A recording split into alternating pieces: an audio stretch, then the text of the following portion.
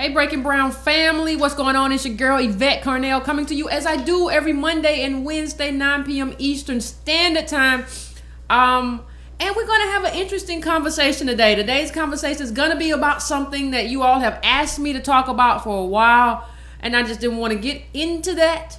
But today I think we're going to have a very balanced conversation about, Dr. Umar Johnson, Roland Martin, and that debacle of an ambush/train wreck that we saw on the Roland Martin show a little while ago.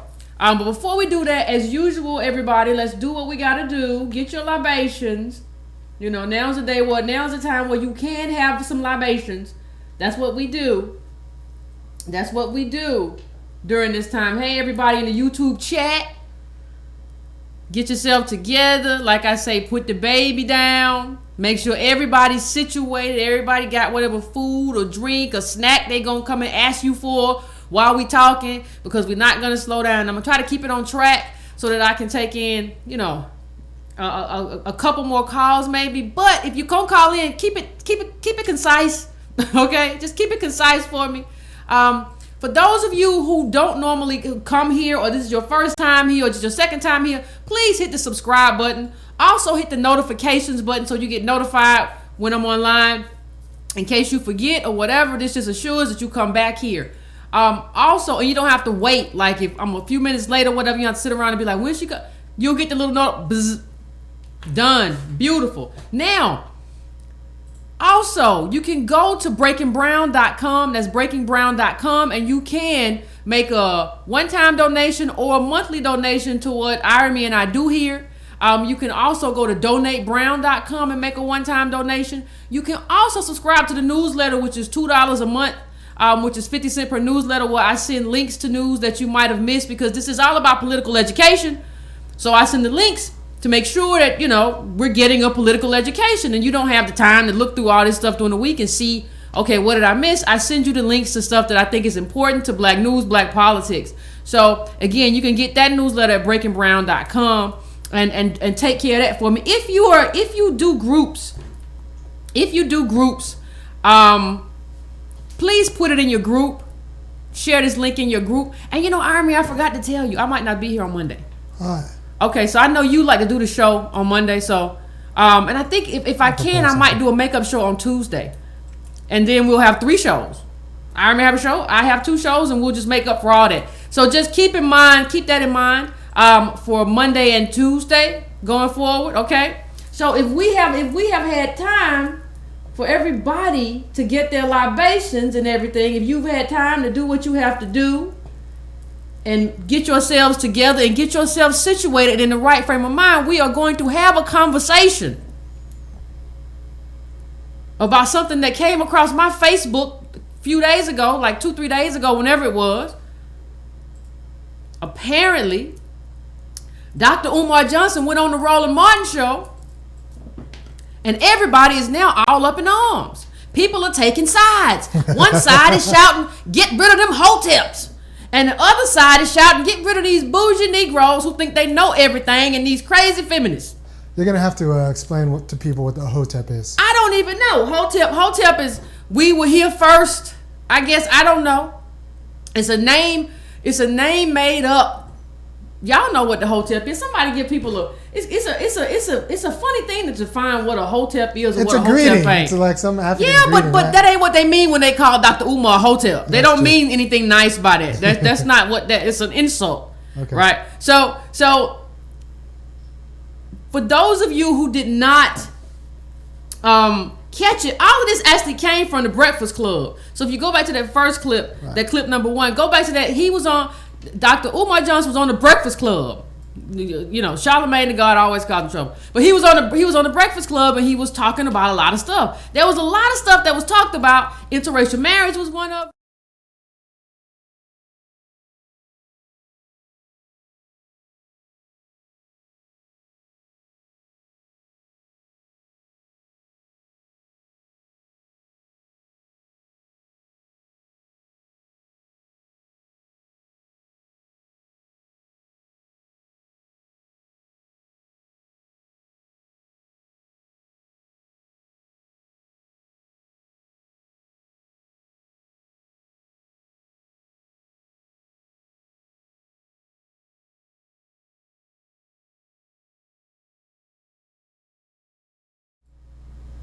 We should be back. All right, can you hear now? Can everybody hear now? Is the sound back? Yeah. Is the sound back now? Good. Okay. So when Dr. Umar Johnson talks about schools, I'm like, he makes a lot of sense because we need black teachers. We need black teachers, but there's a reason Umar School ain't open, right? And that's access to capital. Okay, so but we gonna get to that. If you go to this whole everything he said on the Breakfast Club created the space for him to go onto the Roland Martin show and have another conversation. Okay, now you can go to that clip 2 and 3. Clip 2. This created another conversation. Now let me just say this. I think part of the problem that we're having is not only how people feel about Umar, but like the conversation that we're having about him is problematic. And there are a number of reasons why. And I just think, for my part, that this discussion and this controversy that's going on, because I go on Twitter right now and black people are going at each other about Umar. Some people are like, he's a clown. He's stupid. He's a clown hotep. Get your black hotep. Some people are like, y'all don't, Dr. Umar's the truth, and y'all ain't gonna realize the truth until Umar's gone. So we have like this infighting, and so part of the thing that I'm trying to assess, as opposed to just taking sides right now, is trying to assess, why do we have this problem? Why do we have this issue? That's what I'm trying to understand. Is I thought to myself when I thought about this is a great time to discuss. This is a great time to have a conversation about black leadership and about some of the holes and some of the ways that we have to assess black leadership. Now, if you go to clip number 3, something happened. Let me tell you. I would say this isn't fair. The problem is you're not telling any. I don't see any lie. I don't see a lie. I just want to show you what black leadership ain't. Yeah, like maybe he was photoshopped in that picture. No, put it up so they know what we're talking about. All right, so that's what black leadership is not. So the first problem I have going into this is that Roland Martin is not a black leader. Roland Martin is not a black leader. He is not somebody who has the interest. He has the interests of Democrats at heart and black Democrats at heart. That's a problem. He's meeting with the candidate for the president of the United States. No, he's a black man meeting. So you're telling me he's not a leader? He's meeting with a woman who could be the leader of the free world. He's dancing with her. He's dancing with her. That's not leadership. That's Donna Brazil's boy right there. That's not leadership. So what I have the first part. My problem is how are you gonna take on Umar and you're not gonna take on this guy right here? He invited him on. Now hold on. So he invited Dr. Umar onto the show. He invited Umar onto the show, and basically, I told somebody it was 3-1, but basically it was 4-1 because it looked to me that Roland Martin was on the side of everybody else who was like, how could you be this way, Umar? What's wrong with you? What you don't understand is that when you say to Umar, what's wrong with you, you're saying to black people, what's wrong with you, because black people built Umar. It might not be all black people, but what you have to understand is that this is a man who came up organically in the black community. How many people can say that? You? Yeah, but not like he is. I ain't raised $700,000. That's true. So you have to understand that by lambasting this person, you are lambasting everyone who built him. I don't know a lot of people who grew organically in the black community. Most of the people that we see on MSNBC and NBC did not come organically in the black community. They were given to us. They were appointed as our leaders or as our spokespeople by white media. So even in that sense, I know that Roland Martin initially wrote for a black paper. I know that. But he got his notoriety and everybody made him a household name at CNN. I don't know who those people were on that panel. If you had that clip, put it up. I don't know who the people were on the panel that were like. I have a question for you though. What's that? If you get Hillary Clinton on your show, you're not going to teach her how to dance? I don't care about that. Right. Like, I don't care. I only care about policies. What policies do you have that are good or beneficial for the black community, for the African American community in this country? What policies do you have that are going to benefit us? I want to talk about that and that alone. I'm not dancing with you. I don't do that. The $1 million question is, if Umar Johnson has a one-on-one with Hillary Clinton, is he going to teach her how to dance? I don't think so. I don't think so either. And I think that's why people respect him more than they respect Roland. Now, I'm not saying people go, oh, Yvette's on Umar's team. I'm not on anybody's team. I'm going to tell you some ways that I disagree with him too. But stop. You get credit for organically coming up in your community. Ain't nobody made him. That money that he's going to be on Roland show and all that. That came from black people. That's a hard thing to do. It's a hard thing to get $700,000. He said he got on that show. He said he got $700,000. We knew he raised $400,000. It's a hard thing to get that much money from people who don't have money. So when we don't have big money like that, we're working class poor. That means that you have a significant number of people who believe in you. That means that those people don't believe in the people who are on that panel. They don't believe in Roland. They don't believe in these people that they never heard of, or who got these government jobs or whatever that they never heard of. They don't believe in you. You don't get to criticize somebody when they have a base and you don't have a base. You don't have a base. So you first need to understand what he's saying that's getting people on his side, that's rallying African Americans. Yeah. You need to understand that instead of being condescending. The worst thing about that whole back and forth, when he said whatever he said about interracial marriage, Umar, that she said you're smarter than that. That's not how you address somebody. That's a condescending, and that's why people don't like, a lot of times, don't want to deal with academics. That's why people don't want to deal with the professional class, because you think you know more and you think everybody's stupid, and you think because somebody goes to a job and they don't have 3 degrees or 2 degrees, you think they're stupid, and people pick up on that. Oh, Umar actually does have those degrees, but he don't talk like that. He talk back and forth regular. He don't try to be better than. He don't try to be condescending. Maybe you should try that sometime. And so when I look at that, I see a bunch of kind of condescending people, and that just made Umar's point. That just made his point. And so what I'm looking at, and I mean, another thing, Roland was, even in terms of how Roland handled that interview, he was wrong. I mean, you're gonna let this person call Umar a liar, but you're gonna say you don't get to use the word coon. I'm not a fan of the word. I'm not a fan of any of that. But one insult begets another. So the whole thing was just the whole setup was just kind of weird and unfair. Okay, that's what I was looking at. And so I'm looking at this, and I'm trying to figure out, like, what's the deal?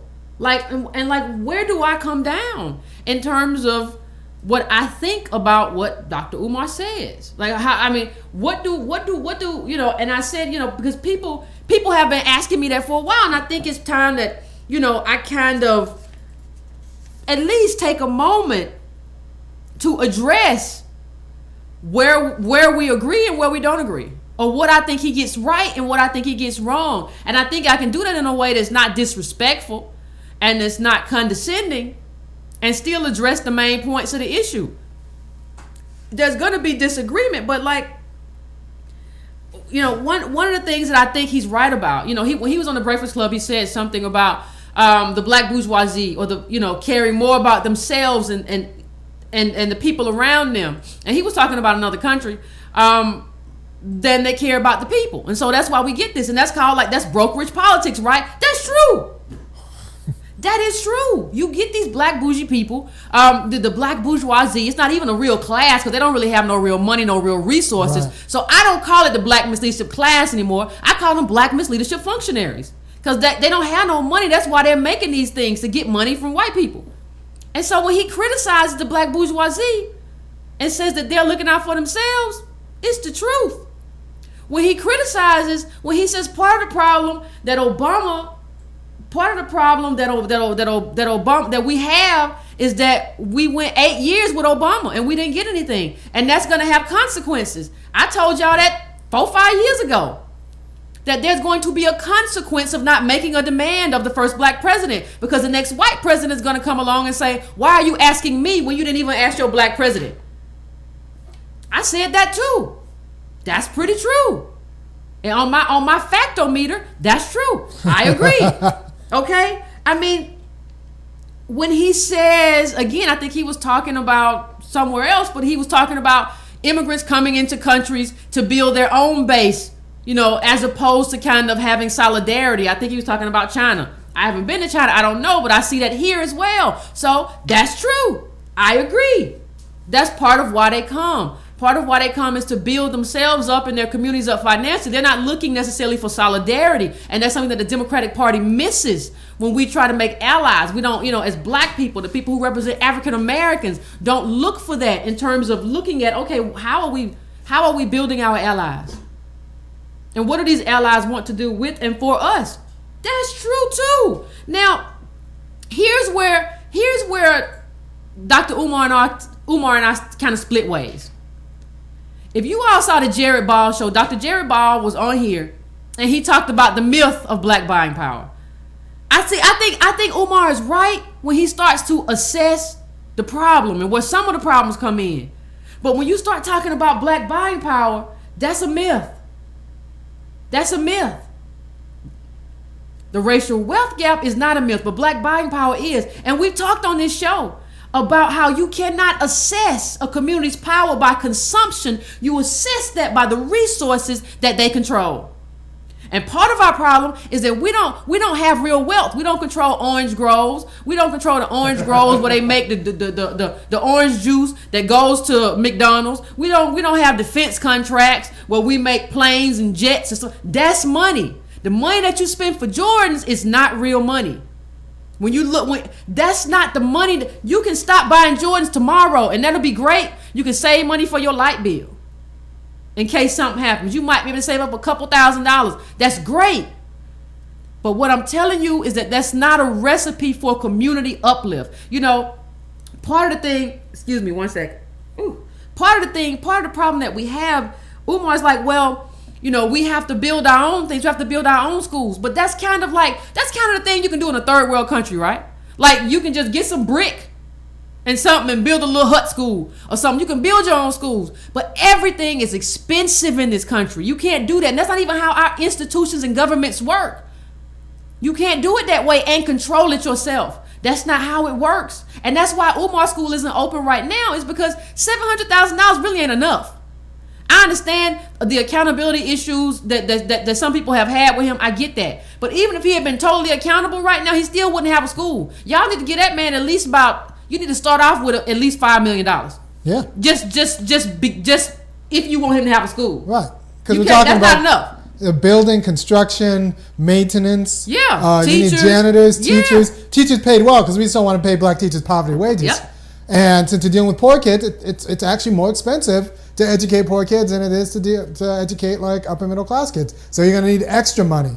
Yep. So yeah, it needs to be $5 million. At least. I mean, and that's a little number. Yeah. I'm starting off with a little number. That means you're still going to need more money. You're going to have consistent money, which means you're going to have black people who can consistently pay for that school, right? We're unstable. That's part of the problem. We're unstable in terms of our jobs. We're unstable. It takes 20 years. We talked about this on this show. It takes 20 years of stability to get out of poverty. How many black people do you know who have been stable? That's why we don't have good credit. We ain't stable. So you're going to need these people to pay. And I know it. Somebody said they're creating a boarding school. That's even more expensive. You got to have lights and stuff on. You need 20 million.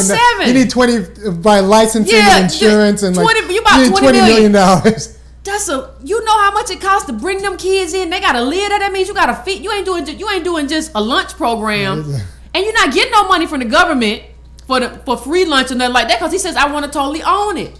That's a lot of money. Because what you have to understand, see, the part of the thing with black people is that we don't understand cost. We live in the richest country in the world. In the richest country in the world, you gotta. There is no choice. Everything's expensive. You don't get to go and look at what they do in third world countries and say, I'm going to recreate that here. No, because the cost. You might as well just say, you got to be white. You got to be white. Because that's the kind of person that has 20 million on hand. Who you going to go to get 20 million? I'm talking about 20 million liquid. You got to build up the school. Those kids are there 24/7. You talking about water, air, heat. That's a lot of money. 700,000 ain't gonna get it. 1 million ain't gonna get it. And then what you get when the kids ain't got no money and they drop it out of school because they don't have no money? The mama ain't got money for tuition this month. What are you doing then? Because that's the problem. You know, one of the problems that I had, or one of the criticisms that I had, and you can and I want to read the quote. He said, "Our problem is totally mental." Our problem is totally mental. No. He's saying that our problem is that we reject our Africanness and in all areas of our life, and so that's a mental problem. What I'm saying, my disagreement with that is that no, we have a generational poverty problem. State sponsored. You can accept your Africanness all day. It ain't gonna change that you come from slaves. Right. It's not gonna change that. It's not gonna change that this country has rendered you an underclass. It's not going to change the fact that you don't have enough money to donate to Umar school to ensure that you have a black boarding school that takes care of young black kids and gives them the education they need and gives them the black teachers they need. That's why he doesn't have the money that he needs. It's not because of mentality. He don't have the money he needs not because of mentality. He don't have the money he needs because we don't got the money. Now, state-enforced generational poverty and domestic terrorism, that's the problem. That is the problem. Not mindset. That's the problem. Policies. Put up clip number 5, Aaron. Yeah. We have policies in this country, which if you've been watching this show, we've gone over that again and again and again. We have poverty problems in this country. And it's not just this one. We can't get out of poverty. You know, Antonio Moore of Tone Talks said this is basically becoming a caste system. That's what happens when no matter what you do, you can't rise up. That's what happens. That's the consequence. That's the consequence of what happens when you can't rise up. Look at that. Child poverty rate for whites and Latinos has fallen, but remains high for African Americans. You got to understand, African Americans, for the most part, we were here before Latinos, and their poverty rate falls and ours stays the same. That's when you have been rendered an underclass. That is the consequence. Does anybody out there remember that lawsuit that I think it was Texaco? The discrimination lawsuit was filed against them, and they said that black people were like black jelly beans and we stayed at the bottom. Anybody remember that? That's what it means. That's what it means to be an underclass. I've never heard of Nobody eat the black jelly bean. Nobody want the black jelly bean. It's the same. You gotta look up. I remember the lawsuit. Who said that going straight to hell? Who said that? But he said it was a Texaco. I think it was Texaco. Lord have mercy. If it's not Texaco, if it's not Texaco, I mean no harm. It's true. But that's all. That's ooh. I mean no harm. If it was a different oil company, please forgive. Don't do nothing. But I mean, because I can't fight Texaco. But they said the black jelly beans stick to the bottom. That's what they said. And so that's what it means to be an underclass. Because what they're really saying is ain't nobody going to pick you. We know you don't have no money. You don't have no social capital. You don't have no leverage. You don't have no resources. And we know that by looking at you. And see, people think colorism is just about liking light-skinned people more. No, it's not about that. Like somebody might look at me and say, maybe she got a white mama or white daddy. They might look at me and think that. Right? So maybe and what they're really saying is maybe Yvette has someone that has some resources. I don't know by just looking at her. It's not just about white skin. America's about money. It's not just about light skin. America's about money. And when they look at you and you are a black person, they think, oh, they probably come from slaves. They ain't got no money. They ain't got nothing. I don't have to treat them good either because what they gonna do? The government created that. And the government has to fix it. Yes.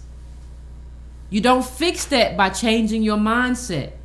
There's no way to fix that by changing what you think. There's no way to fix that by viewing yourself as more African or more connected to Africanness. And I don't even know which African country you're talking about because Africa got like 54 countries. So I don't even know, and they all don't like each other. They all don't like each other. No, did you see those people in South Africa chasing other Africans around with machetes? What were they thinking about Africanness? You have people that they don't even get along like that to the point where we're like, well, all Africans. No, they don't. They have their own fights and back and forth. So, I mean, listen. And he says, well, we're not, our problem is we're not American. I'm sorry, I am. You're not going to get me to leave the country that, like, my ancestors fought for and purchased with blood. And we're not even like African. Like, we're not like, let's let it go, people. We're mixed up with a lot of stuff. You ain't African. Slave masters, poor white people. We're one of the only people who we live beside the people that used to enslave us. We're all mixed up. And in the early part, we didn't control, black women didn't control their own bodies. We're all mixed up. You think I'm going to go to Africa and people going to see me like, no, man. And I don't even care you either. Just, well, I'm brown, I'm darker than you. No. They know you ain't from there either. You're American. Own it. Because your people paid for you to own it. You're paid for you to purchase it. I don't get to have to think of myself. You know, it's funny. One of the things the Tea Party said, I want my country back. You're not going to get it from me. I'm not going to give it back to you. It's almost like the Tea Partyers are saying, I want my country back. And then black people are saying, you can have it. I don't want it no way. What you mean? You got people who purchased this country with their lives, fought with their lives to be considered citizens. And yeah, we ain't there yet. But you don't give up the fight. You don't give up the fight and say, this ain't my country. I think of myself as African anyway. That don't mean you can't ever show any solidarity to somebody that's going through oppression in Africa. I'm not saying, or a country, whether it's Nigeria or Ghana or South Africa. I'm not saying that at all. I'm saying, understand though, just like that person that's South African, you're African American. You're a black American in this country that's in a slave. That's who you are. There's no getting out of that. And I don't know why you would want to get out of it. This country is the richest country in the world. Don't tell me nothing about no debt. America don't pay for what it want to pay for. Debt don't matter in this country. You think they're not gonna fund bonds because of debt? They do what they want to do. This country has always run roughshod and done what it wants to do. That ain't gonna change. Our job is to get our peace. Yeah, put up clip number 6 when we talk about mindset. Our job is that's your job. And I think we've lost sight of that job. And there are some reasons why we've lost sight of what our job is. We got a real job. Put that thing up. Beautiful beam footage. Tell the people what this is. This is a black jelly bean. This is why it says that, like, for black people, for African Americans, for black Americans, rising through the wealth ranks is difficult. However wealthy at birth, you can't rise. Like, they set it up to where we're not rising, and there's nothing that the government is doing to try to make that happen. We had affirmative action for just like a little while, and then they for the past 4 or 5 years they've been taking it back piece by piece. Look at that.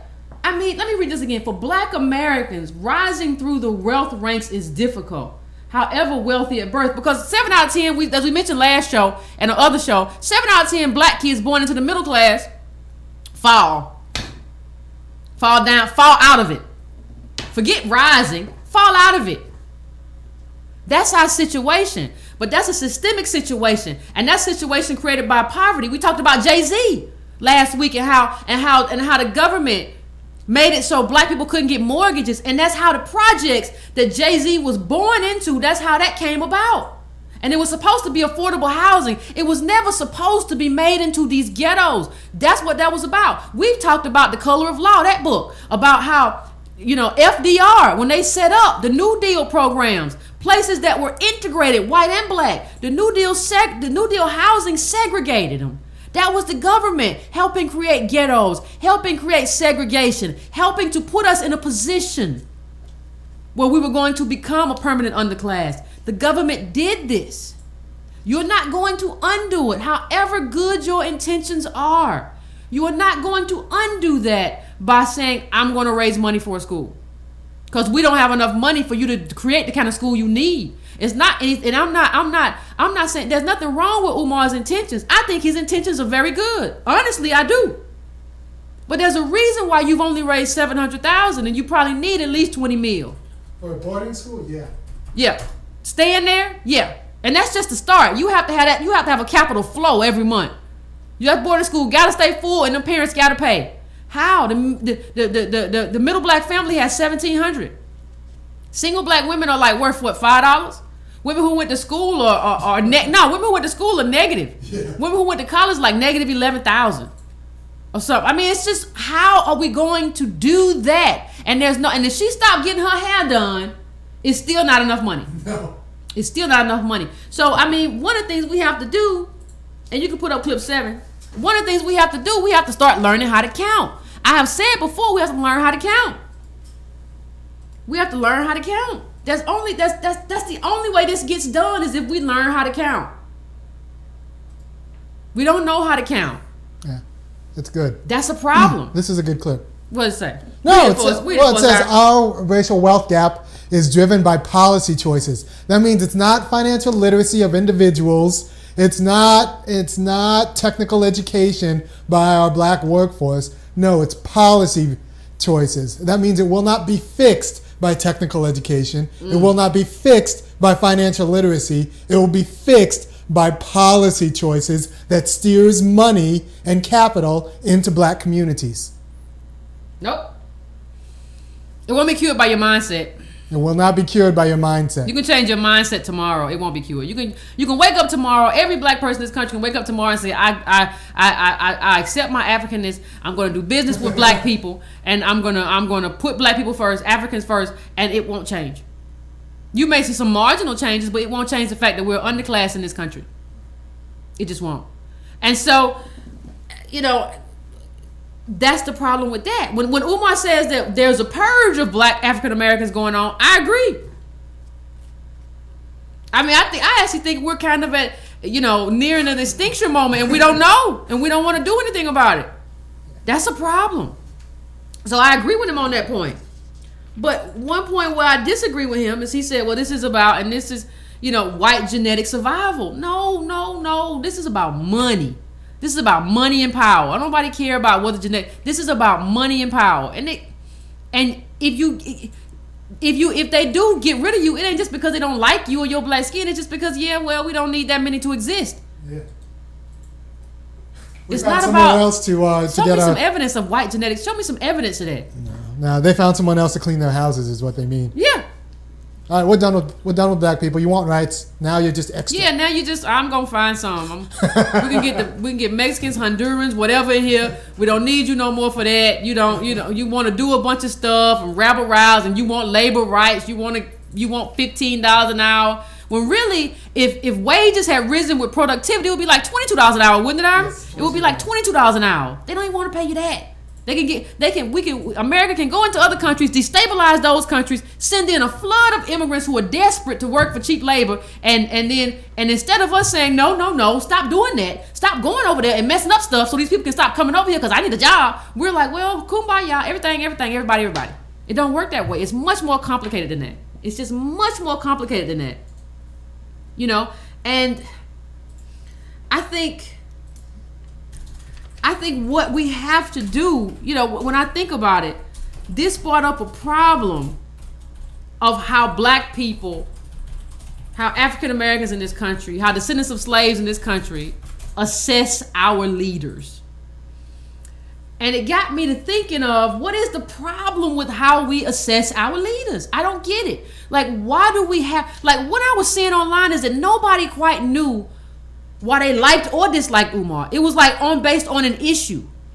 It wasn't based on any set of values or any kind of set of ideology. It was based on I didn't like what he said about interracial marriage, or I didn't like what he said about effeminization of what it was. But it wasn't about a set of issues that's best for most people. So I said, well, what is wrong with our ability to assess leaders? And it occurred. Ivy showed me this clip, and let me give you the background. Let me tell you a story that many of you already know. There was a young Black Panther leader in Chicago who was assassinated in his bed while he slept. He was sleeping with his pregnant fiance, who was 8.5 months pregnant. Wasn't it Chicago police, Army? Yes, it was. Ask the people who it was. We don't. No, we're gonna lead up to who it was. Okay. I want y'all to think and see if y'all know who this is. This was a Black Panther who was shot to death. There were 90, I think, bullets into his room. Yes. The Chicago police had a blueprint of his apartment before they raided him. Ladies and gentlemen, if you don't know who this is, this man that I'm talking about, a hero of the black community, was Fred Hampton. That's who it was. And the thing that I want everybody to keep in mind when we talk about Fred Hampton, and I'm going to get to why I'm bringing him up in a second. He used to say something. He said, I am a revolutionary. I am a proletariat. I am the people. Not I am one man. Not I am this guy. Not I am, I'm going to get mine, you get yours. Not I'm going to do the best I can. Not, this is about hustling. I am the people. That's one thing we have to get back to, but he was only 21 when he was assassinated by the cops. A very young age to know all that he knew.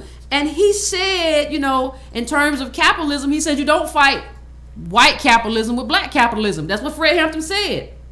And when they raided his room and shot him, one of the police officers, somebody who was there said to one of the police officers, his fiance said, one of the police officers said, is he dead yet?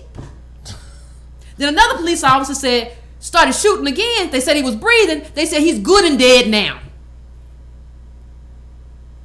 Okay? I don't know how you have a black community or any power in this country while that kind of thing is still happening. But let me just say this. The reason they did that to him was to prevent the rise of what they call, there's a great thing on this on Democracy Now, go look at it, to prevent the rise of what they call the black messiah. They didn't want anybody who could move the masses towards any kind of empowerment. They didn't want that at all. And there's evidence that Hampton's bodyguard was actually an informant. And he was one of the most provocative ones. And there's some evidence that Hampton was drugged the night that he was assassinated in his bed, sleeping next to his pregnant fiancée. Now, why do I bring this up? Well, one thing I always say is that you got to get your traitors first. That's why you got to deal with black people first. You can't deal with black people last, like we're just going to deal with white supremacy. No, we got to figure out who the provocateurs are in our midst. But the second thing I would say is this. I think that Fred Hampton had there's a clip which Irby showed me that shows that Fred Hampton had the recipe for what it takes to create good black leaders. And I'm gonna show you this clip, and then we'll come back to it. Let me set it up. Go ahead, Umar. All right. So Fred Hampton, there was another group that wants to start, and they wanted to run their constitution and their business by Fred Hampton to see if they could work with the Black Panthers. Another group in Chicago. So Fred Hampton, trying to build a movement, says, "Yeah, I'll look at your constitution, I'll look at your group," and then he had some questions, and that's where we go into this video. That's where we go into the video. All right. There's no educational program here? That's come out of the social action thing. You set that up, bro. I mean, we can't put everything on one piece of paper. What about this bank? Credit union? Mm-hmm. Credit union. Credit union, my brother. Is a bank. Are you hip to credit unions? It is a bank. Yeah, you go and borrow money? Yeah, it's a bank. It's a bank. Owned by the people. Run for the people. And by the people. Mm-hmm. What will money be given out to people for? Well, the people would decide that. You want to buy, whatever, the people in the community decide. You need some living room furniture, maybe? You need a car, maybe? See, the thing is with me, you dig, I need to know some more about it. I wish you had some more literature about the educational thing here. Because, you dig, as far as we're concerned in the struggle, the way we look at struggle is that this depends on the educational thing, you dig. Because this depends on the education. Well, the whole thing. No, but in the end, this does. You can form this with no education. You can form this. No, not the way we're talking about forming it. Right. We're talking about forming it right. It's not on the paper. We didn't write it on the paper. You form it right with no education. No. Let me give you an example. Jomo Kenyatta formed the excellent revolution with no education. And on the day of the end thing, Jomo told the motherfucker, said, well, you've been educated to hate the enemy, but I'm your brother. I'll help you lead the revolution. Now I'm more pressure.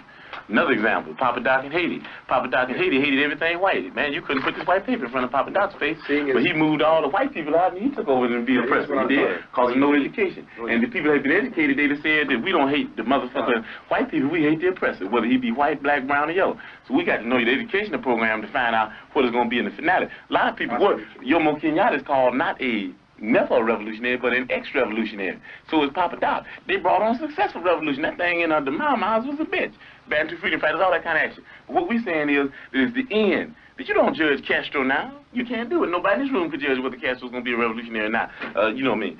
We're talking about things, you know what I mean, with China, the People's Republic, and even at the stage they're in now, talking about even going on further into a communistic state. That's what we're talking about. Those are revolutionary. So we got to understand here the educational program that you have to be able to figure out whether it will go on the right lines where the people will end up in a situation where they can be able to really control themselves. You understand what I'm saying?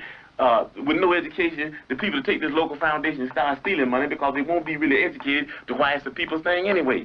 You understand what I'm saying? With no education, you have neo-colonialism instead of colonialism, like you got in Africa 9, like you got in Haiti. So what we're talking about is there has to be an educational program. That's very important. As a matter of fact, it's so important for us that a person has to go through 6 weeks of our political education before he can consider himself a member of the party, able to even run down ideology for the party. Why? Because if they don't have an education, then they're nowhere. You dig what I'm saying? They're nowhere because they don't even know why they're doing what they're doing. You might get people caught up in the emotionalist movement. You understand me? You might get them caught up in because they're poor and they want something. And then if they're not educated, they want more. And before you know it, they'll be capitalists. And before you know it, we have Negro imperialists. There's no educational program here? That's come out of social life. It occurs to me that the problem is us. The problem is black people. The problem isn't Umar. The problem isn't, the necessarily just Roland Martin, or necessarily just the people on the show. The problem is us.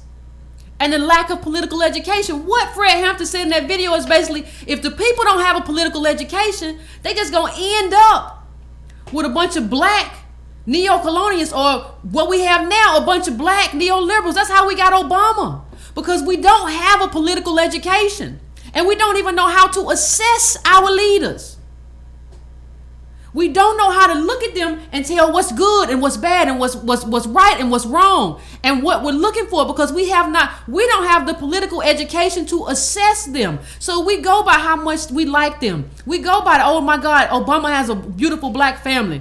Women were telling me when Obama, he has a wonderful black wife, and I will support him. I had a woman tell me I will support Obama as long as he's married to Michelle. That's a person devoid of any political education. And we all did that. Well, not all. Yeah, nearly all. Yes. In record numbers. In record numbers, we come out for people because they are, we say they are, necessarily they're black, or we like them because they're black, or they seem good, or they seem genuine. That's not how you assess who you're going to support in terms of a political education. That's not how you do it. That's not how we make that. And I think what this video from Fred Hampton should be, how we have this is our litmus test. Right? You should know, like he said about Papa Doc. Yeah, Papa Doc didn't like white people. Right? But then he turned in to be the worst thing. That's what happens. So we end up just supporting people because they're black, because we don't have any political education. We don't know what we're looking for. We don't say we're the people. We don't see ourselves as a collective who we put ourselves first as the priority, but then we make allyship for people who support us. That's what is supposed to be happening. But we don't have the political education to do it. So we blame everybody else. We blame the leaders, and we blame Obama, and he has his share to blame. Or those of you who don't like Umar, you blame him, right? Or you blame any other leader who has the forefront. I don't care who it is. Understand that part of the reason that the people that we don't like get to where they are is because we have no political education. Now, I'm not criticizing Umar specifically. Like I said earlier, he has some points I agree with and some points I disagree with. I got that with everybody, right? I think he wants what's best for black people, though. And so, but my point is, in terms of selecting what you select and who you select, you have to do that with a political education. And we're walking around trying to do physics and we don't know math. You can't do physics without math. You can't do politics without a political education. And that's where we are. And that's why we got this black misleadership class. That's why we got Obama. That's why we get people who talk sweet to us like the Clintons, who do dirt to us in terms of policy, and we still love them for 10, 15, 20 years. That's how we get there. We don't have a political education, and we're going to have to fix that. If we can't fix that, we're finished. You can't just be down with whoever is black. You can't be down with, you got to be down with whoever has the best black agenda. Wherever you go, you should say, show me your black agenda. Show me your black agenda. Show me your agenda for African Americans. I want to see it. Put it on the paper. If they don't have it, I'm walking out. I don't want to see no general agenda for general people. Ain't no such thing as no general people. We have a specific ailment which requires a specific claim. That's just like you go in somewhere and you have an infection. I want to see your treatment. What is your antibiotic treatment for this infection? Are you going to wash it out with solutions and give me a pill? What are you going to do? You can't just tell me you're a general practitioner. No. What are you going to do for this? This is my cut right here. What are you going to do for this? It's infected. I have a specific problem. I need a specific answer. And that's what we are. But in order to know that your cut is infected, you have to know something about biology. You have to know what to look out for in terms of cuts. How do you tell if a cut is infected? Is it inflammation? Is it pus? What is it? You have to know something about it. And we're in this political game and we know nothing about politics. We have no political education. We don't even know who these people were. We don't know the history of black radicalism in this country and how that has informed who we are much more than Jay-Z or anybody else. Like that is much more of a history of who we are in terms of how we tried to, even Martin Luther King. When you talk about him in the direction, he was a democratic socialist. What do you do with that? You have to understand we have to create something for a political education in this country. You got something to say about the video, Aaron? Oh, I think it's a lovely video. I think, the part when he said that if you give poor people money but no education, they've been poor. All they want is to live, and they're just going to want more. They're going to want more. They're going to want more because they don't have the political education into freedom. And notice, he wasn't talking about a financial education. He wasn't worried about the bankers making bad investments or squandering the money. He was worried about the bankers stealing because they didn't know, the bankers without the political education aren't going to know that they work for the people. And the people without the political education aren't going to know how to hold the bankers accountable. So you can't have a bank without political education of the people. It's an education into freedom, not financial literacy, not a technical. Say that again. An education into freedom. Not financial literacy, not technical education, an education into freedom. And that's the education that will make sure that you know how to appoint leaders and administrators who have the community's interests in mind, and you'll know how to keep those leaders and administrators accountable. And you know how to spot the ones immediately. You don't have to waste 8 years with Obama. You'll know how to spot the people immediately who don't have the community's interests in mind. You'll know what questions to ask because you'll have the background. You'll have that political education. We are in a battle right now, black people.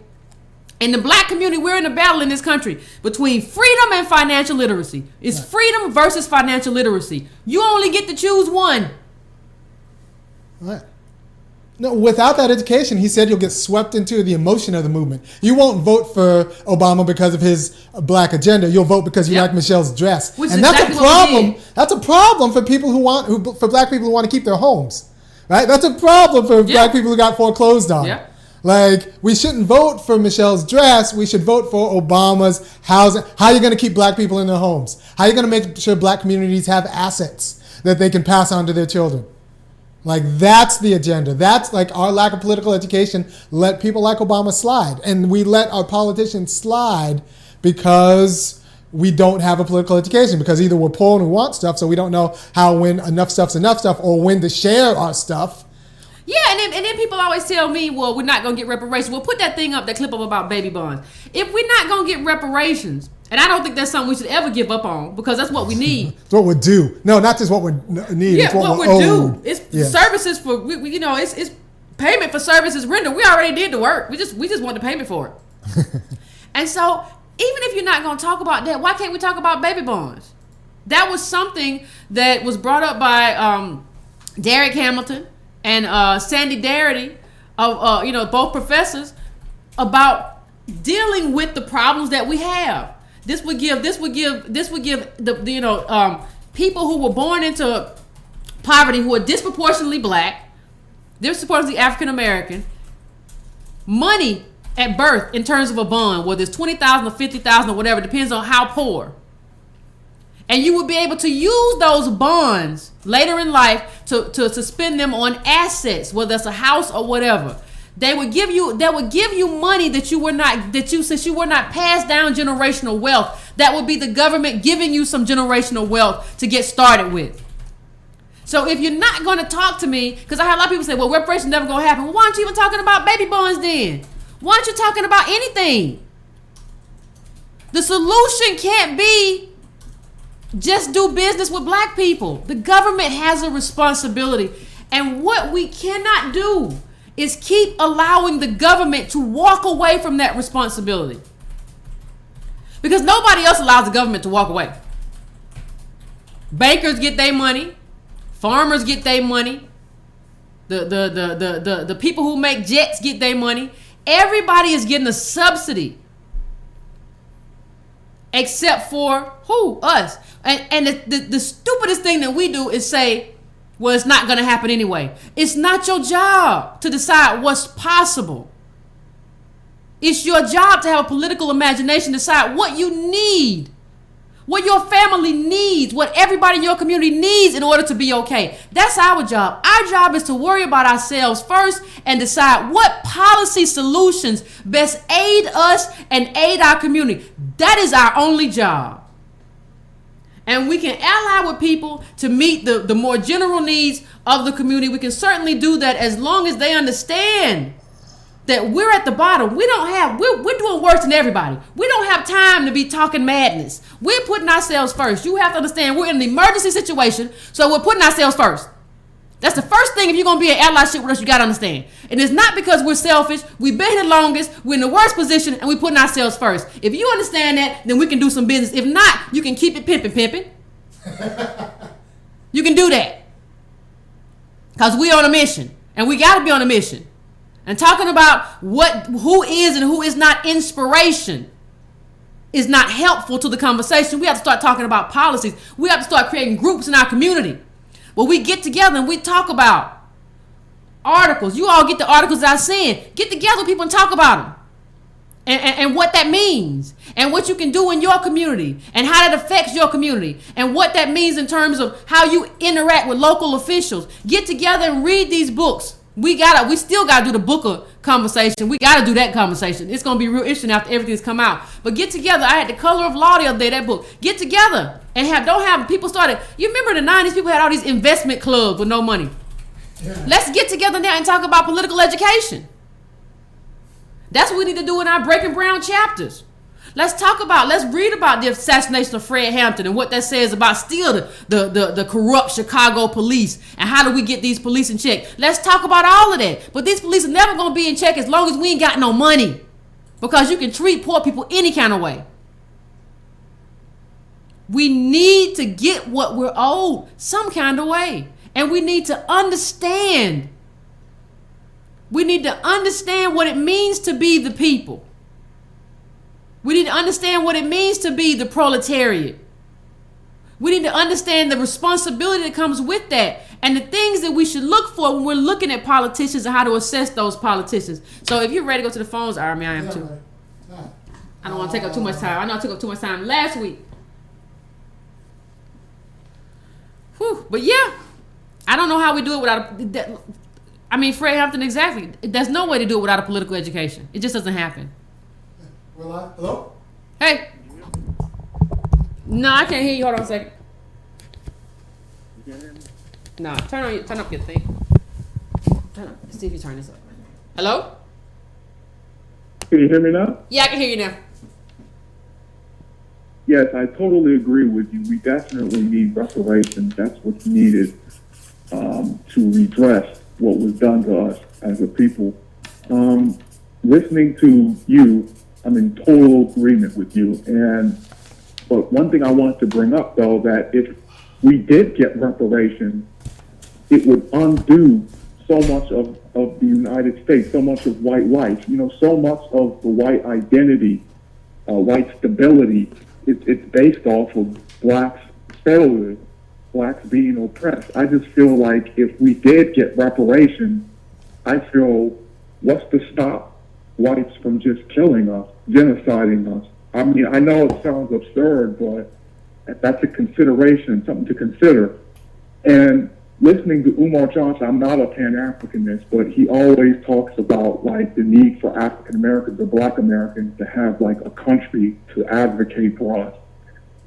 And, I don't know the likelihood of that ever happening though, but because, we don't really, our cultural family ties with Africa was cut during slavery, but just something I wanted to bring up. What do you think of the likelihood of us having a state outside the United States to kind of push for reparations? Or do you think it's nonsense? Yep, never gonna happen.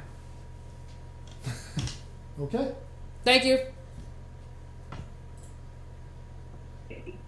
Hi, you're on. Hello? Hello? Yes. Am I on? Yes. Yeah, you're on. Is that me?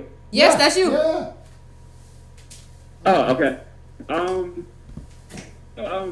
love the show. Been listening since it started. However, I'm in complete disagreement when it comes to you with Umar Johnson, and not necessarily his rhetoric, because his rhetoric, he has his opinions and he states them and what he feels and what he believes is the solution. My disagreement is his finances. And when you're talking about political education, and people don't understand it, and financial education, people don't understand it. This is one of the things people don't understand. When you look into what Umar is financing, he has no transparency. So you're telling me this man that raised $700,000 that has no accountability. There's no accounting. There's no transparency of where the money is going. Okay. So when you're kind of focusing on his rhetoric to say that your agreements and disagreements, but it also goes with the political, education and financial education that, you should look at. Okay, no, I get it. I mean, transparency is important. I get it.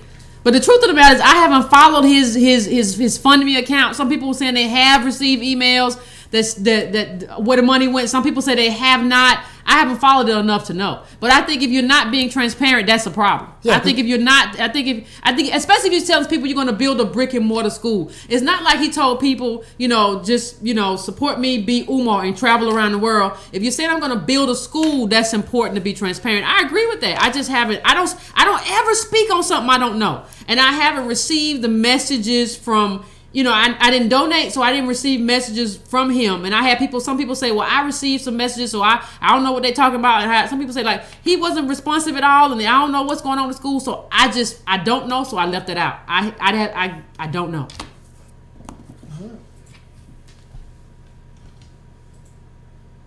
You on? Hello? Hey, how are you? Good, how are you? Hello? Hey! Hey, how are you? Good, how are you? Good. I've been watching your channel for a while, and I do agree with a lot of what you say. And when you was mentioning about what the government did, like with Jay-Z, how he lived in the projects and everything, Uh-huh. I remember I found out my grandmother in the 1940s, and I did a lot of research that black people during that time was able to get their own land before these projects and stuff was built, Uh-huh. And I think the government did set this up to stop having blacks that don't have their own land, like land that they pay for every year. Of course. I do believe, during my grandma's decade, during when she was young, I think during that time, black people had a little bit more opportunities than they do now because of what government has done and what they set up with these projects and everything. All right. All right, thank you, Coach. But see, okay. No, well, land grabs were the truth. Land, like, the government wanted a lot of black land, and then they found a way to take it. And then there was this great article about, it was in the newsletter, I think, last week, about how they had this if you couldn't be for a lot of this land, if you couldn't show, a will or anything like that, there was stuff you couldn't get. They made it impossible for you to maintain the land, right? So you couldn't get stuff from FEMA. You couldn't have a mortgage. You couldn't do a lot of stuff because you didn't have the money to have, it's set up. It's just so many ways that they have decided to take and steal. And so that's the thing for me. Like, you can't say I'm going to steal from black people. And that's the government, and then me say, well, I'm just gonna believe that I'm African, like, and I'm gonna do business with black people. That's fine, but your people don't have no money because of the government. You can do business with your people. You can do business with black people. We can do business together, but it still doesn't change the fact that the people I'm doing business with don't have money, and that's a government problem. That's a policy problem.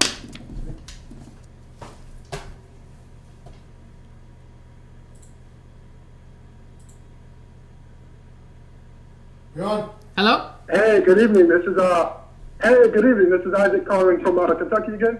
Hey! I just wanted to kind of follow up on, hey, you guys have been killing it. Between you guys and Antonio, you guys have been going in this last week. I just wanted to say, speaking of Umar, I've been commenting about how right now we're in the second Gilded era. Umar is literally a repeat of Marcus Garvey. Uh-huh. That's not going to work. When Marcus Garvey was traveling around, the only thing that actually works in a world where you're dealing with neoliberalism, the same you had back then, is a political machine. Blacks, we don't have a political machine. We don't have the ability to appoint anybody. We don't have patronage machines. When you have somebody like an Umar who's saying, I'm going to Africa, dude, Africa runs on political machines over there. So when you have folks that are talking about, we can do this without, and that's the one thing I want to get on with the business people. You have a lot of folks that talk about, you guys always want to run to the white man for money. You guys are afraid to do stuff. You always need the white government. You can't do anything when the government is a lender of last resort. Look at Washington Mutual. Look at Wachovia. Look at all these major industries that went under because they did not have a connection to the federal government, because they did not have an attachment to political machines in Chicago or in Detroit or in Kansas. You can't do anything without a political machine. If you can't appoint and you can't get patronage, you're never going to be able to talk about getting reparations. You don't have a foot at the door. Yeah. Politics is not about morality. It's about interest. Ooh. It's not a moral. This is not a moral game. And politics requires standing power. That's why people don't want to talk about it. We had somebody, I think, inside of the comment section of one of the other videos talking about Jay-Z and about self-responsibility. And, it's about saving and doing all this. I said, there's no amount of hustling or saving that you can do that's going to outdo a government policy. Ooh. You're never going to beat a political machine. Garvey lost the political machine. Du Bois lost the political machine.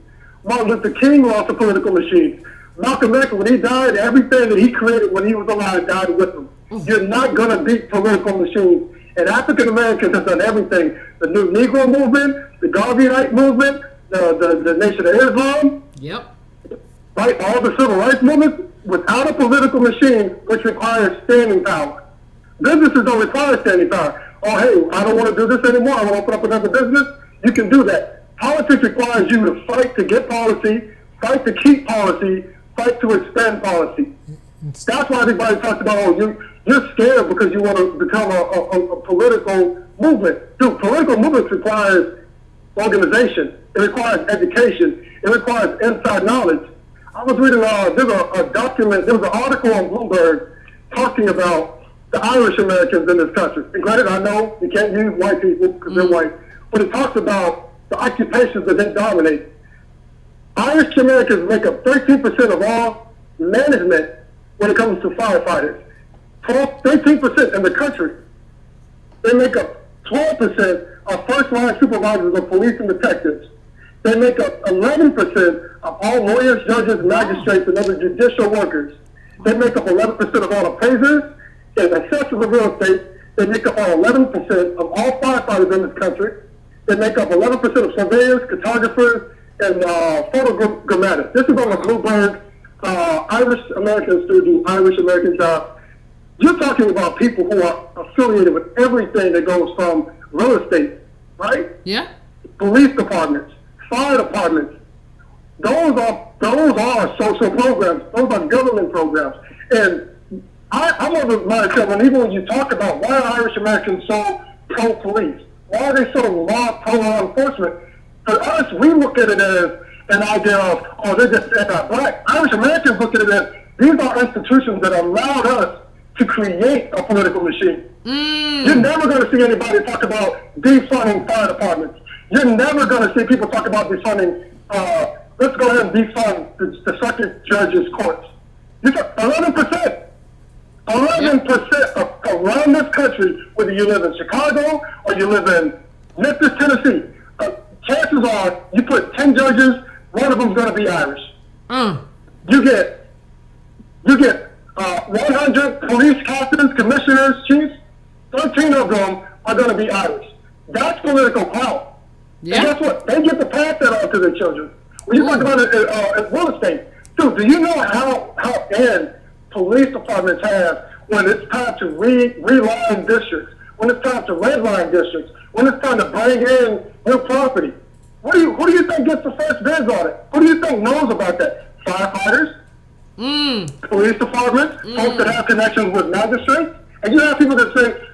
So we have this argument where you get these new age philosophers and these. I know you guys here on the field. Yeah. You have people who come and listen to these guys and talk about, oh, well, we can do it with finance, or we can hustle our way. Hey, once you send me $20, we're going to do a GoFundMe for a movie to tell you about how to do politics. Then you can buy my movie for $20, and then I'm going to have you guys come to my conference and pay another $30. Dude, Black America doesn't have $70, $60 to put out there. To come and listen to you, tell them you can start a business, and if you don't do it, you're a coward. Political machines create patronage to create those businesses, to maintain those contracts. Thank you, caller. I appreciate it. A long-term contract. I appreciate it. I appreciate you, caller. Yeah, No, we got an institutional. That's what we're trying to do. We're trying to do community uplift. That means we need to build political institutions. We need groups that will survive our personality, that will survive your mouth and your mind. We need Breaking Brown to survive us. Yeah. To push for the politics we need as a community. It can't just be a cult of personality. No, it can't just be about Yvette. It can't just be about Ironman. It don't matter. I don't matter. Like, I mean, and I get it. I mean, one of the things the caller said that stood out to me, I wrote it down. He said, politics is not about morality, it's about interest. And I think we don't understand that. And we are up against some of the most immoral people that the planet has ever known. And we are some of the most moral people. I think you deal with moral people morally, but I think you deal with immoral people how you got to deal with them. You don't get to do the kumbaya stuff. Can't we all just get along? We are humans. They're not treating us like humans, and that's why we got to deal with them. This is about our interests as a community. It's not about, I'm going to do the best thing for you because, that's what I should do. No. Because I need for my community to survive and then thrive. In that order. Okay? So, what a great call. Next call, Adam, you got? Ooh.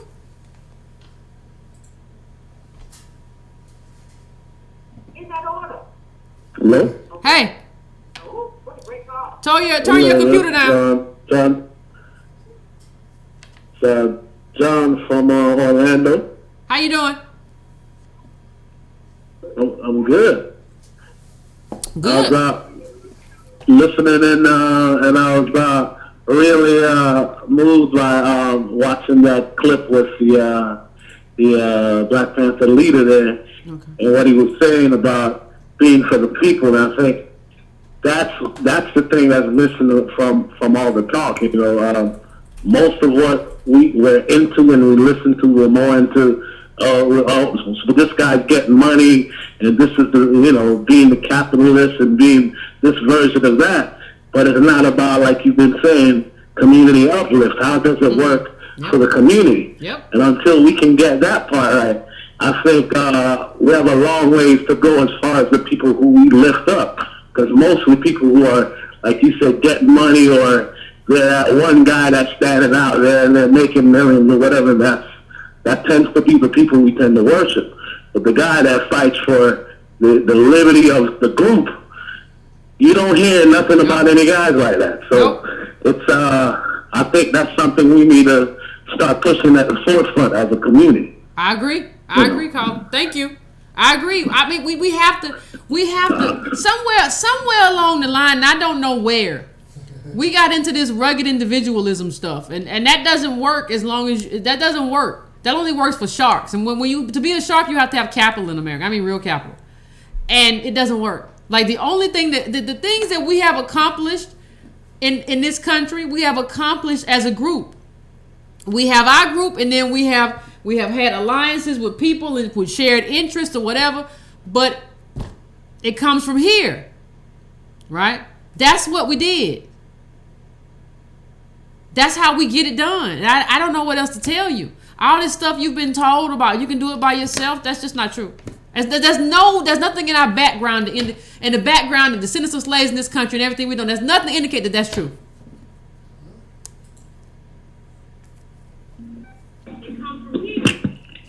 Hello, hey, how you doing? Pretty good, how are you?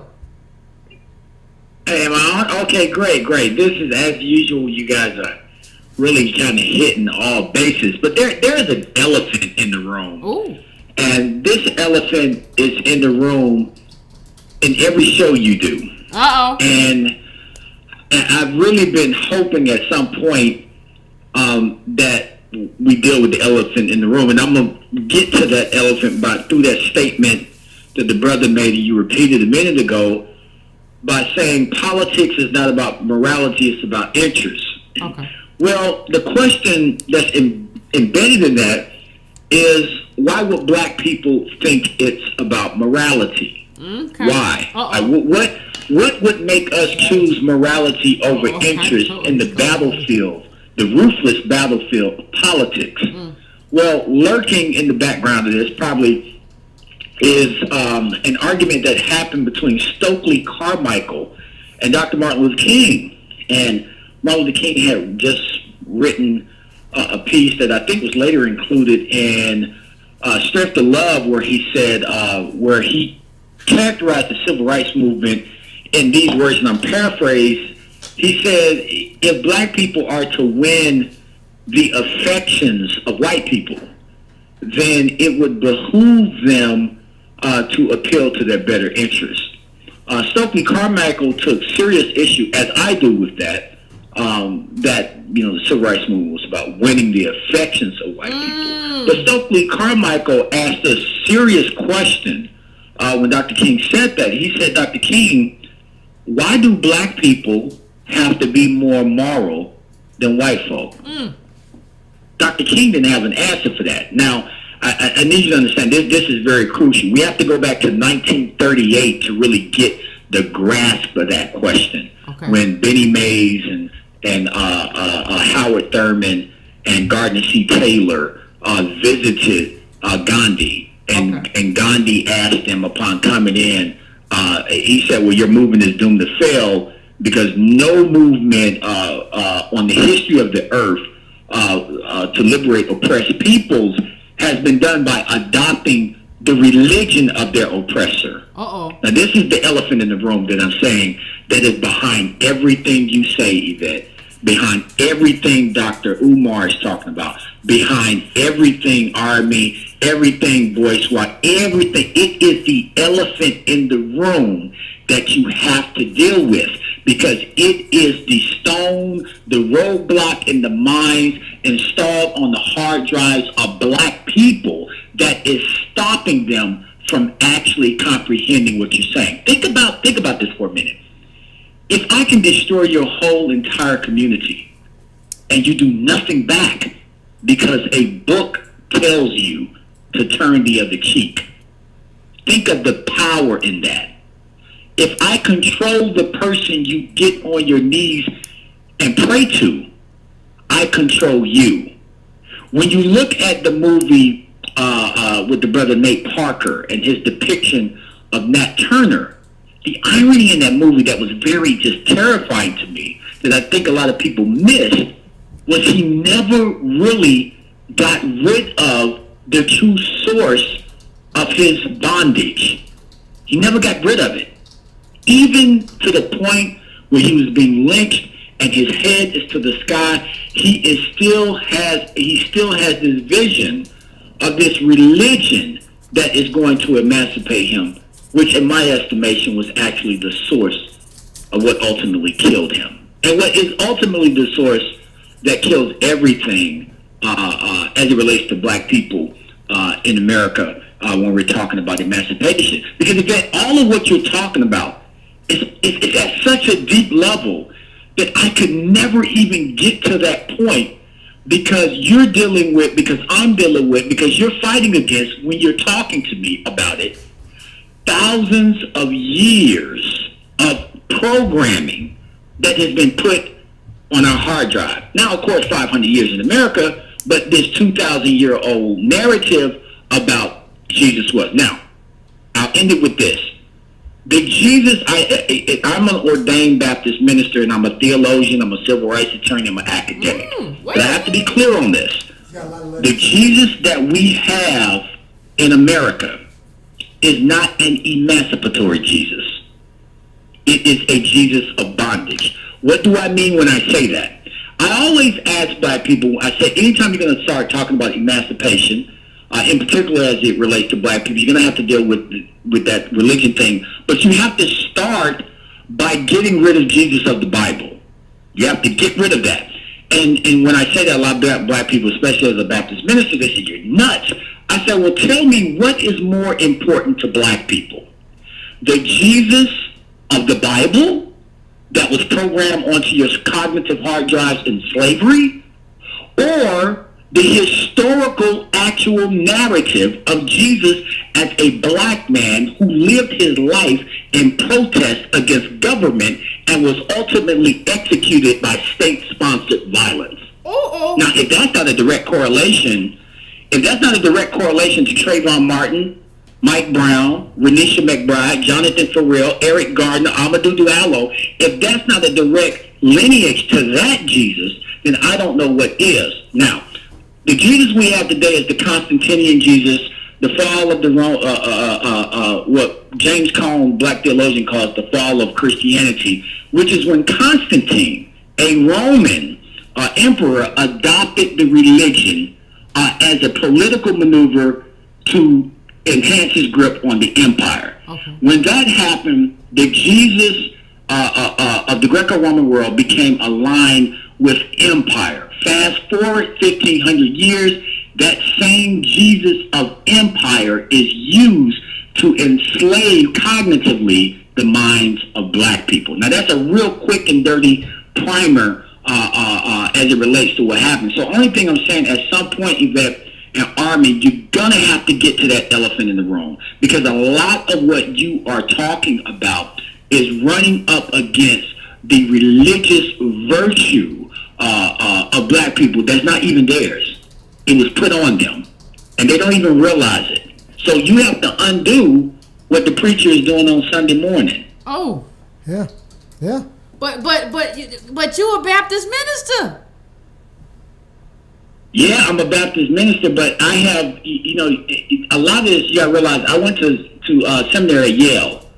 I didn't really understand the full depth of white supremacy until I got to Yale. I did not really get it. I did not understand what the true source of our bondage was. I mean, it always says the hell of a thing that white people have done to us in this country. But I am clear that one of the main mechanisms of our bondage wasn't just the whip, wasn't what the news, all that stuff was horrible and in and of itself. But it is not what has kept us in bondage after Reconstruction, the Civil War, and all that. We are still in bondage. What you saw with Umar and Roland, you witnessed, a fight between free Negro and not so free Negroes. And I always say you can't really get to fighting white people. I said it before a few weeks ago on the show. It's a privilege to be able to fight white people. You can't even get to that point because Roland Martin, Donna Brazile, Joy Reid, all those people are going to stand up to fight back against you. That's true. From daring to even scratch the surface of white supremacy. That's true. That's true. Thank you, caller. I appreciate it as always. I've been reading. One of the things I realized in terms of Christianity, I've been reading a lot lately.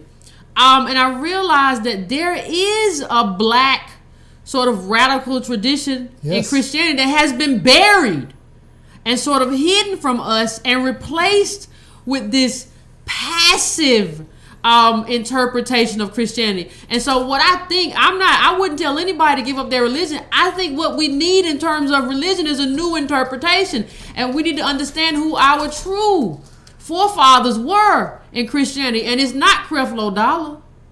And it's not any of these other people. It's the people who were fighting for the liberation of black people in a radical way. And like this Baptist minister said, I know he tricked everybody. He was talking about that he came forward and said, I'm a Baptist minister. He said, I need you to understand that Jesus that fought the state and died as this black. I need you to be him. That Jesus, not this Jesus. I need you to be that Jesus. So I think what has to happen is that we have a reinterpretation of Christianity as African Americans, and there are some forefathers there. I'm reading some books that I'm right now that show me that we do have a tradition of that. I never thought it existed until I found these books, and I realized that these people have been buried for a good reason. And I think, one of the things we talk about in terms of forgiving. There is that I've been told that that's a misinterpretation as well. There's no forgiving without recompense and redress. So you're supposed to make it right and compensate me and do all that before I forgive. It's not supposed to be just I forgive you the minute it happened. We're supposed to get justice first. And then we commence to forgiving. We have gotten this very passive interpretation of Christianity that I don't think benefits us in any way. And we've gotten some prosperity preachers out there who want you to think your way out of it and read your Bible out of it as opposed to you getting involved in black politics. I don't think if you're in a church like that, I think you need to find a new church, find a new way to go, because I think the caller's right. That gets in the way of our black politics when that's the way that you interpret your Christianity. You need a new pastor.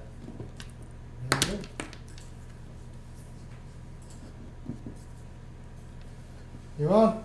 Hey, what's up, Yvette? What's Army? What's going on? Hey, you guys are on fire today. I love you guys so much. Love you back. I kind of want to respond to the last call. I agree with everything he said, but I kind of want to go back to what you guys are saying is everything starts with politics, because I don't know my research all that well, but I do know when George Bush was president, didn't he pass some kind of policy, some kind of bill that gave reference to like the mega black churches that kind of helped pacify so many of our black communities with these big churches. I see the Creflo Dollars and all these people with the private jets. So even politics goes into our religion. The thing is, we cannot run away from politics. You are like right on the money.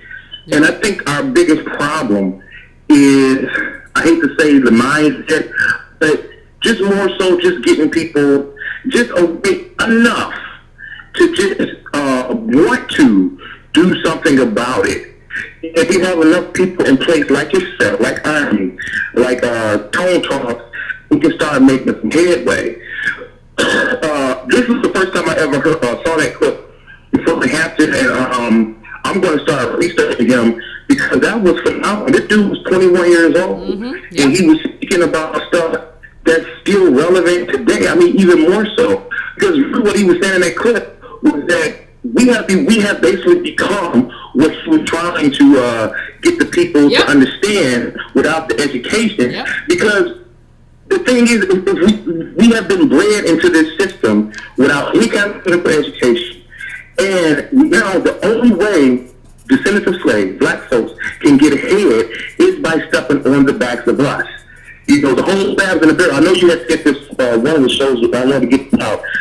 Reason crabs in a bucket, whole thing. No one ever said the crab that gets out the bucket never comes back with a rope or a lifeline for other crabs. The reason another crab's pulling him down is because he's stepping on their fucking necks and backs to get out of that bucket and leave everybody behind. Yep. I hope that was good, but that's all I got. No, thank you. Yeah, the crab ain't coming back. The crab that do get out the barrel, he gone. He's scared with his little feet, little claw hands, or whatever you call. He gone. The crab that do get out the barrel, he ain't coming back. And that's what you have when you have these multimillionaires and billionaires. And people say, well, Magic Johnson created jobs. He creates the same kind of jobs that white people create with the same money. The black people who work for his Starbucks wasn't doing no better. They work for his McDonald's, poverty wages. They wasn't doing no better. And he gone. They ain't coming back. And they don't make it easy for you to come back. They make it difficult for you to come back. When you come back, they make it hard, and your life is hard because everybody that you come back for is poor. And everybody wants you to do everything, and you can't do everything because you don't have that kind of money. And so you feel bad, and they feel bad, and then they're going at you, and y'all going back and forth. And so you have this kind of relationship where you can't even have a real relationship with your people because they're always angling to get money from you because your community isn't stable. You have to give up this dream, people, of everybody going to be a millionaire, multi-millionaire. You don't understand that if you have money, if you got 500,000, life is good. You don't have to do that. And if everybody on your street and your family got money and they're stable, ain't nobody struggling in jail, on welfare, Section 8, everybody's decent. You don't understand that life is good. You got to stop being like, well, I'm just going to make $1 million. That crab ain't coming back. He gone. He ain't coming back. He going to leave everybody in the bucket. And I think we have to understand that black people, we talk about how much we like that Fred Hampton video. And I think what we have to understand is that we have become Fred Hampton's nightmare. We have become what he thought, what he tried to, like he said, what Fred Hampton tried to fight against. He said you have to have political education because if you don't, then black people will go pick, these, like he was saying, neo-colonialists and all that. He will pick neoliberals like Obama if they don't have it. We have become what he fought against, and that's why they killed him.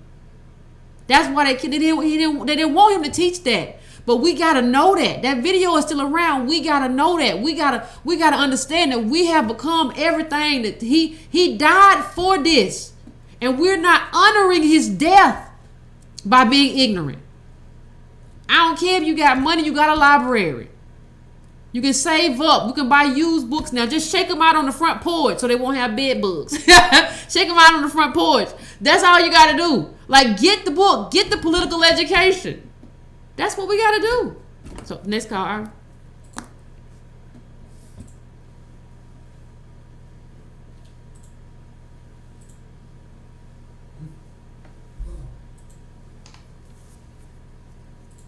Yeah, that might be it. So everybody, I want to thank everybody who called in. I appreciate it. You got somebody? I got someone. Hello? Oh, hello?